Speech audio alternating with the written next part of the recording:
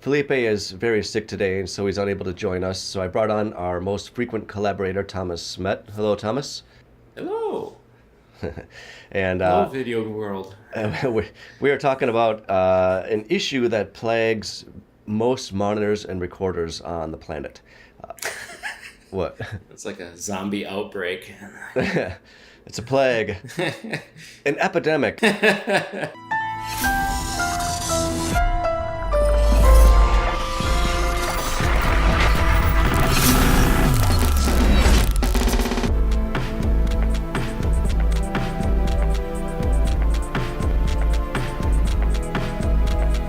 Felipe is sick today, so while he's at home recovering, I brought on our most frequent collaborator, Thomas Smet, to talk about an issue that we discovered, I would say, well over a year ago. That we're using, now that we have an audience, we're going to use this venue to address the issue. But let's first define it. So, this issue affects, as far as we know, all external monitors and recorders except for the Odyssey. Um, and what this issue is, well, for that, I think Thomas, I'm going to pass the buck and Okay. let you describe sort of what this issue is, and then we'll show it with B-roll. Yeah. This is one of those things that's kind of important to show it, and it's kind of hard to see at first, and there's a lot of, I don't want to say misinformation online about it, but there's sort of like a misunderstanding of what's actually causing it, and can it actually be fixed. If you use an external recorder, and this is really the only place it pops up, is if you use an external monitor, an external recorder with a camera, and this will largely be affected mostly by like DSLR type cameras. More traditional video cameras probably won't have as much of an issue with it, but you can get an image that seems a little bit darker or has a little bit more contrast to it, which normally is fine. And I know some people have incorrectly assumed it was just how ProRes was, or the recording format on the external recorders, or it's just the nature of the lower quality monitor that it can only display so much dynamic range or contrast, and a lot of people just assume it's kind of those things, but it's actually not. And what it has to do with is sort of the range of values that a video signal typically uses. Traditionally, in broadcast, in video signals, when we say we have an 8-bit signal, we assume that is 0 to 255, which is 256 colors. But in actuality, in the video world, we're using 16 to 235, which is called legal range. And it's used for various reasons, but it kind of doesn't use like the very bottom and the very top end of the range. So you actually only have like 220 values that you can use in 8-bit. And in 10-bit, the same thing applies. It's, you have the same kind of limited range with 10-bit as well. Where it turns into an issue is when you have a camera that can do, or it can only do 0 to 255, and you output that as an HDMI signal into a traditional monitor, a video-based monitor or video-based recorder that is expecting it to be a video legal 16 to 235 range, it sort of sets what are called flags. It kind of flags it incorrectly because it assumes it's a standard video signal. Yeah. And because it has absolutely no idea what's going on. It gets a signal from the camera, and that's about it. It just assumes it's going to look a certain way. And when that's displayed on the monitor, it sort of like shifts the values. So it assumes like the 16 or like the 0 is really a 16. So it ends up making your darks darker. And it assumes the 235 is or the 255 is 235. Yeah, it's a more compressed range. Yeah. So it basically adds more contrast because it makes the whites whiter and it makes the darks darker. And so you have a more contrasted looking image. And that's why sometimes when people are hooking their cameras up to monitors or recorders, and online reviews have done this where they wanted to compare the quality of their camera recording to what like an Atomos external recorder would get, you'd be like, wow, the quality is better, but for some reason it's a little bit more contrasty, but no big deal. We'll just deal with it in post, and they just kind of left it at that. But what's happening is that sort of that signal difference is going on there. Panasonic and their infinite wisdom, when they created the GH4 and the GH5, they knew that was an issue. And because they really wanted people to take advantage of that HDMI recording, and they were the first DSLR to actually have 10-bit output through HDMI. And outside of that, though, I mean, that was amazing in itself. But the other really important thing that they did was they have a menu setting where you can actually set your range to that 16 to 235 or 0 to 255. Well, mostly, and that's where we first discovered the issue. So, for example, if you're recording, say, a natural profile, you can change your luminance values from 16 to 235 to, I think, 16 to 255 even, and then 0 to 255. There's like a weird one in there. But you can choose your values. I had purchased the Vlog L so that I could record log footage. And in Vlog L mode, you can only record 0 to 255. Now, correct. I have an Atomos Ninja Flame. Although we're not throwing Atomos under the bus. This affects all monitors. Correct, yeah. I love the monitor. It's amazing for focus and exposure. It's an amazing monitor. But it has this, we can't call it a bug because I don't think it's a bug. It's an incorrect mapping of the values. It's not. It's taking the 0 to 255 values and compressing them into a 16 to 235 space. So if I was to record a natural profile at 16 to 235 and record that into the flame, say to Apple ProRes 422, the images will look the same. If I take natural at 0 to 255 and record that to the flame, you can see that the darks are darker and the brights are brighter. And there's a way around this, which we'll get to. Similar to natural with 0 to 255, if I record Vlog L, where you can only record 0 to 255, you'll see the same issue. Now, of course, the waveform is going to look different because it's a less saturated image and so forth, but and that's something you'll also see more clearly in post. The information that the GH5 is capable of recording, or that any camera that can record 0 to 255 can do, is not translating through to the Atomos recording. So now in post, you can look at these same images. So here you've got the natural profile, 16 to 235, side by side with the external ProRes 422 recording. And the images and the waveforms look the same. Here you've got the natural profile at 0 to 255 compared to what the Atomos Ninja Flame recorded. And you can see obviously that there's a difference. The images look different, the waveforms look different. And then here again, the same thing with Vlog L, which again is only 0 to 255, so you're going to have the same issue there. So yes, if you are recording any profile other than Vlog L, you could dial in 16 to 235. And it'll carry through because 16 to 235 is what the flame is expecting to receive. But if you have the option to record 0 to 255, why wouldn't you? Yeah.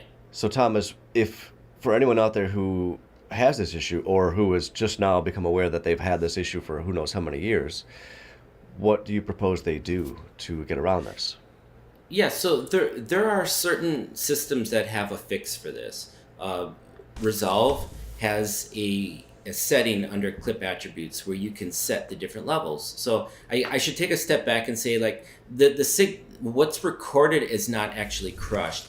All the values are there, but it's set, the file is flagged incorrectly. It's where it assumes it's 16 to 235. So when you bring it into a certain systems or you look at it, it just sort of kind of assumes it should look a certain way. So Resolve has this nice little switch in there where you can actually set if a clip is using auto, if it's using like the video level range, or if it's using the data level range or the full range. Okay. And when you do that, it'll actually correct it.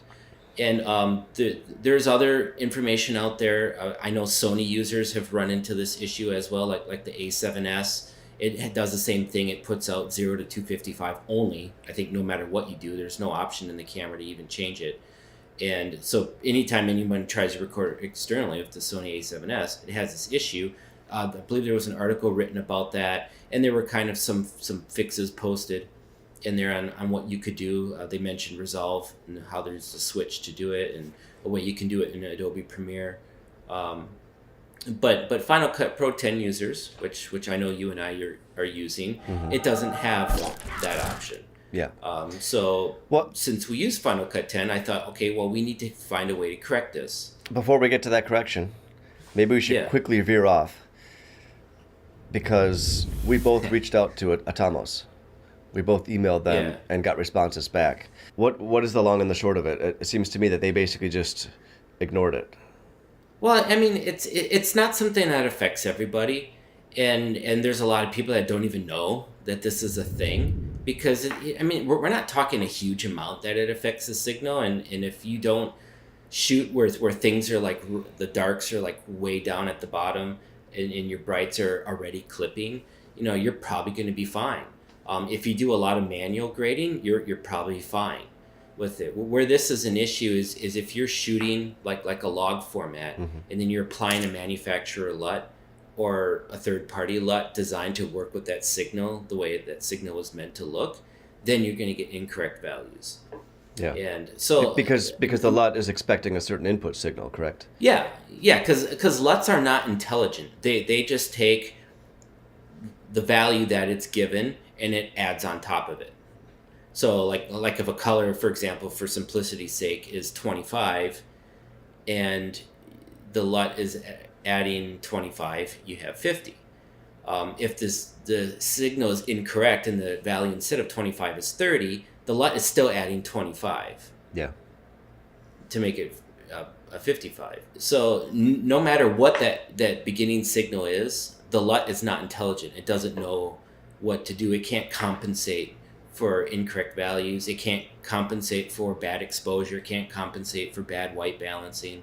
It needs to have that correct signal the way the manufacturer designed that LUT to be, or the way that third party designed that LUT to be. So for in the case of Atomos, this is not really their issue. So it was kind of a hard thing for them to address, I think. And because it doesn't really affect a lot of people, I mean, their devices were designed for the video world. Yeah. And like I said initially, if you're using a traditional video camera, if you're working in the broadcast world, you're pretty much exclusively likely in a 16 to 35 kind of world anyway, or whatever the 10-bit form of that is. Well, at least we were. That's not an issue. But as we're getting more into log formats, that's changing. As DSLRs continue to become sort of the go-to cameras for a lot of levels of video work, even in the broadcast world, that's kind of an issue.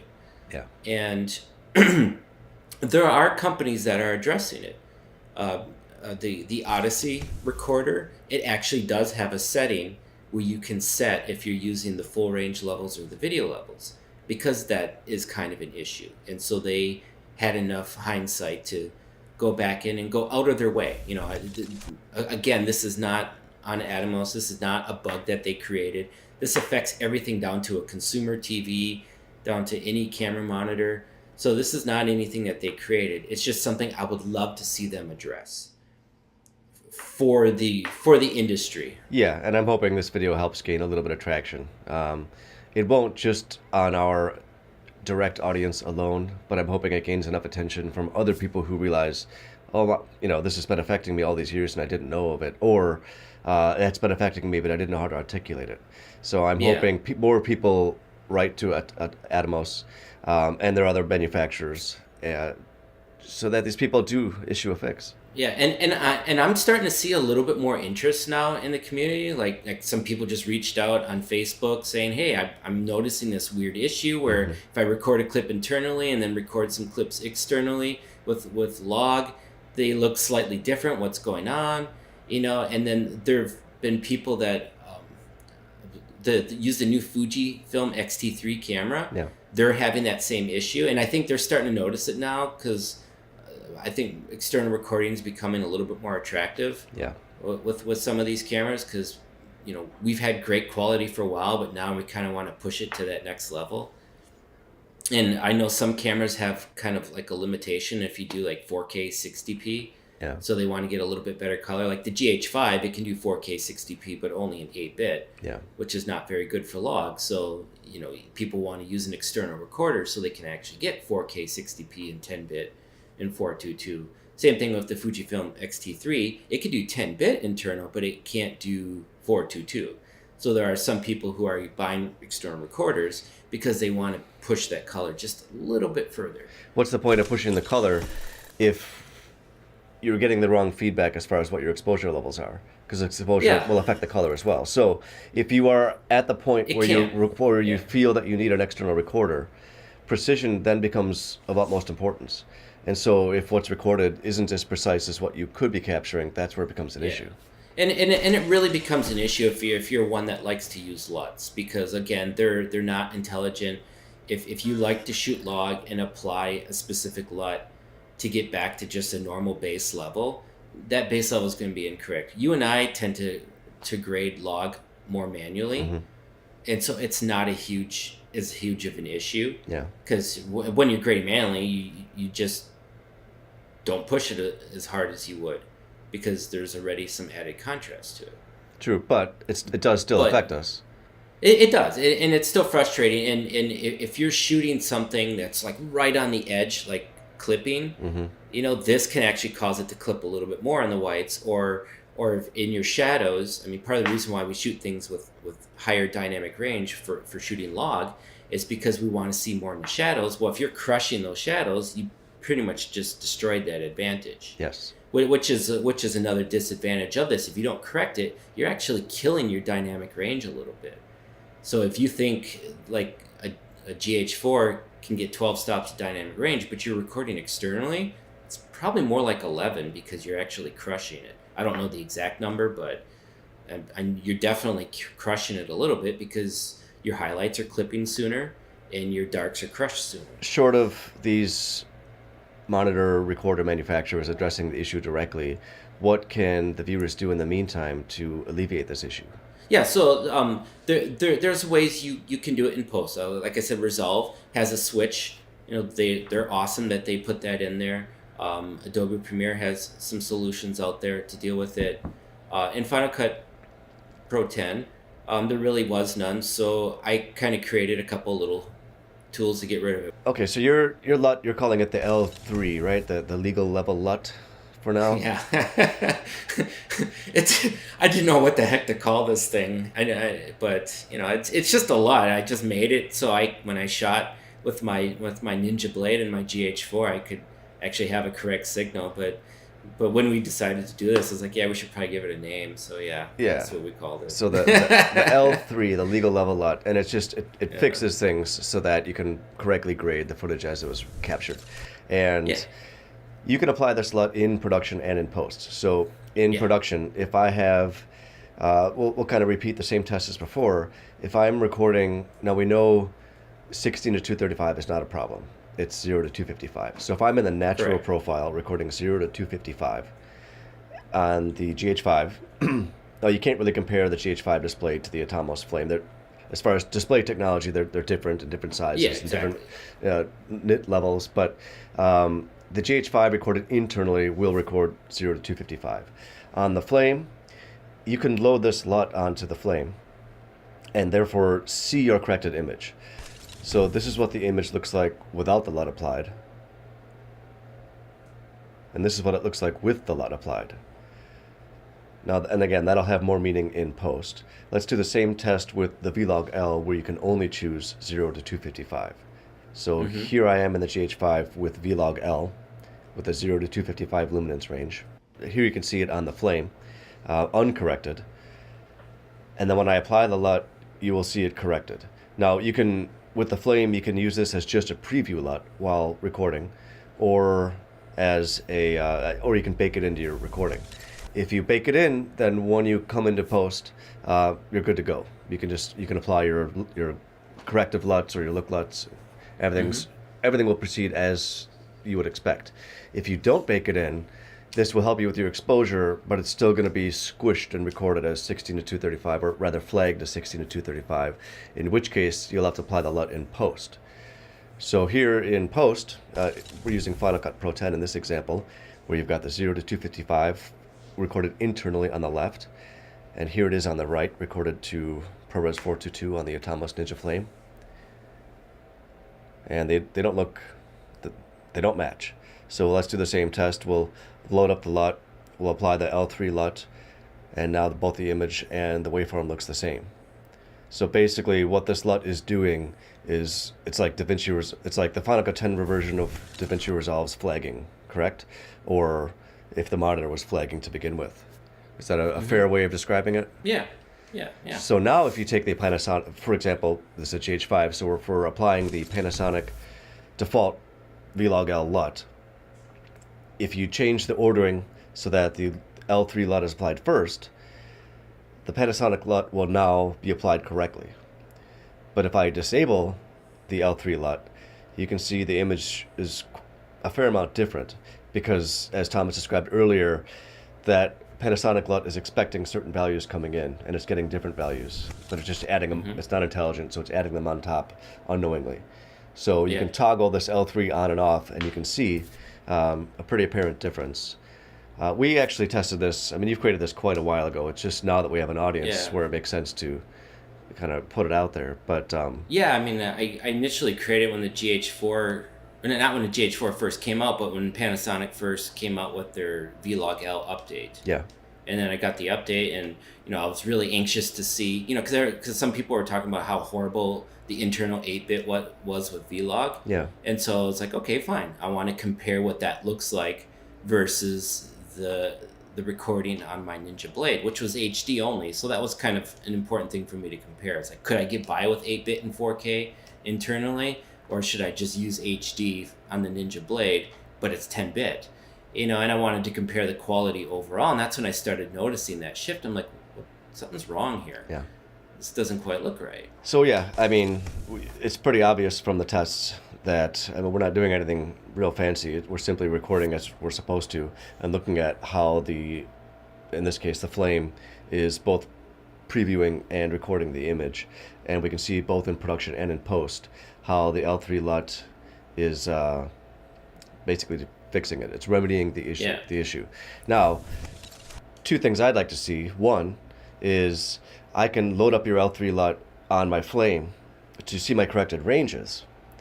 But if I'm recording Vlog L, it's still really washed out.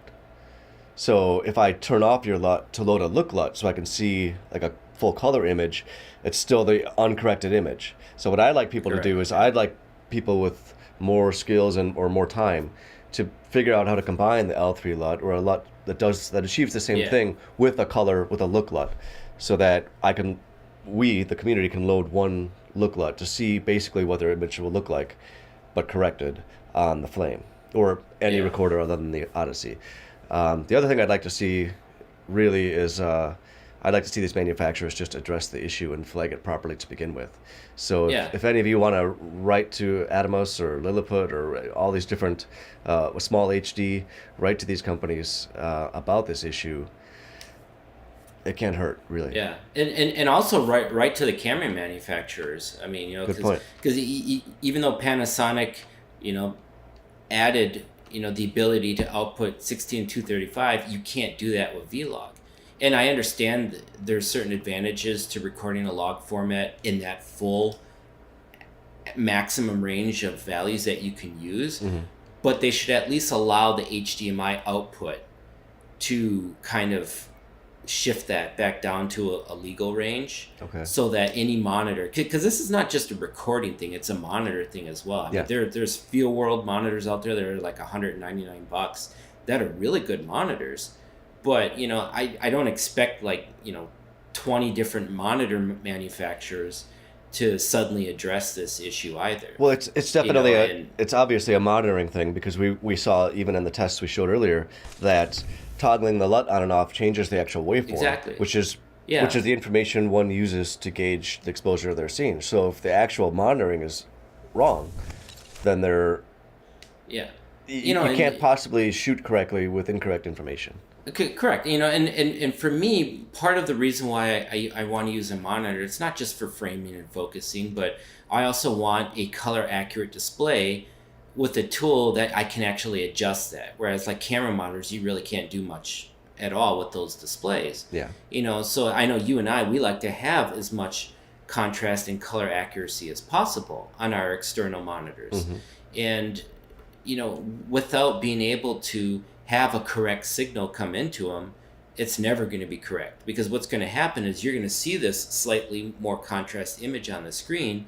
You're going to adjust your exposure on your camera, thinking, oh wow, that's a little bit darker than I thought it was going to be. I better adjust that a little bit. And then you're going to overcompensate. And then if you go into post, you're going to be like, well, why are my levels now suddenly clipping? Because you ended up increasing your exposure because you thought the shadows were a little too dark. And so you want to see that correct signal. So, this is not just on the companies that build external recorders. Yeah. I would love to see any monitor support this, but instead of putting the burden on their shoulders, I would like to see camera manufacturers also come up with a solution for this and actually put out a signal that works well on not just recorders, but monitors as well. And capture cards that are in a computer or anything, pretty much any video-based device, even video switchers that take in signals, they're going to run into this issue where it's a little bit added contrast. Anytime a signal that is not 16 to 235 passes through some kind of hardware connection that is expecting it to be 16 to 235 and it's not, you're going to get that issue. So I would actually like to see the camera manufacturers handle this more, just as much as everybody else does. Yeah. Because instead of having to do a correction or alter the signal, I'd rather the signal just be correct in the first place. Yeah, for sure. I mean, and if this is an issue now, just with some camera manufacturers outputting 0 to 255, what happens once we start getting into Rec 2020 and HDR, and how complicated is it going to get then? If not everybody's on the same page. I'm hoping this won't be an issue anymore, because the whole 16 to 235 thing is kind of an old school standard. Yeah. But, but still, it's just something I would like to see addressed. It is an issue. Is it a serious issue? Not really. It's not serious enough where the majority of people don't even really notice it's a thing. But I think it's an issue, and the more I know about it, the more frustrating it is for me. I think it's a pretty serious issue. I mean, I've had shoots where I intended to shoot Vlog L, but I needed to use my monitor for various reasons, and if I opted to just record a natural profile because I could trust the image that I'm looking at. Same here. Until I had your LUT. So your L3 LUT, that's going to be available for free, correct? Yeah, it's free. So this isn't a big marketing thing to shill this for money. No, it's just something Thomas came up with. It does work. You can see in the tests. Feel free to download it yourself. We have a link in the description below. Do you have anything else to add to this conversation, Thomas? Not really. And again, this is probably going to be more useful for the Final Cut Pro 10 community. But Premiere also doesn't have a way of flagging it the way DaVinci does, so I would think... Yeah, apparently there is. Oh, there is? Now. Okay.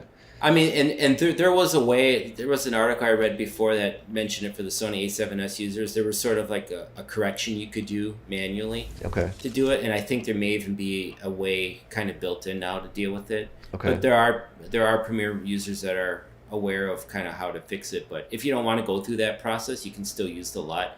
And the other advantage of the LUT is you can use it pretty much anywhere else.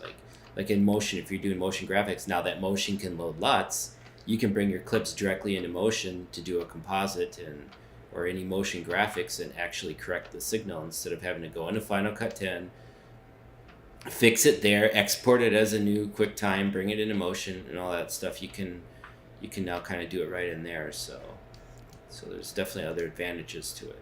All right. Well, I can attest to the fact that it works for me. I can when I load your LUT, I can shoot Vlog L with an external monitor and recorder with complete confidence.